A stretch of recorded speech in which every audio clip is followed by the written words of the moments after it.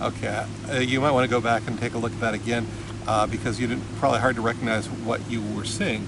And you saw a whole bunch of benches. In amongst all the benches, there was a red bench.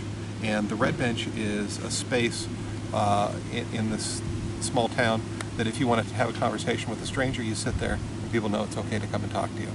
And that's a really interesting kind of a beautiful thing. And so if you're a Chautauquan, there, right about that. If you're not, talk about that conversation you have with a stranger. And it could be wonderful, it can be peaceful, it can be horrible, it can be whatever, right? The worst conversation I had was when somebody started chasing me down the streets because didn't like me, I guess, I don't know. But I got away from him. I'm still alive, surprisingly. I could talk about a million really positive interactions with people. I remember one, I was on a plane and I was going to New York so that I could do some readings in the state from Los Angeles.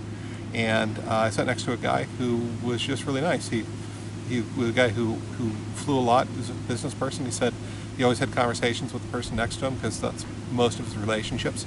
And so he started talking, and we started talking trivia and that kind of thing. And just the kind of conversations you have when you have with someone you don't know, you have nothing to do with, but you're still trying to be happy and joyful and celebratory and all that stuff.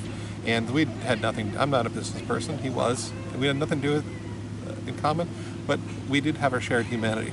And so I think that's the poem I'd actually do. That one right there, and how beautiful it is to be able to sit down and just have a conversation with somebody. All right, when you've got yours, put it down below or send it to me. And we're just about done with the month, aren't we? Happy July, like 30th, I think it is. All right.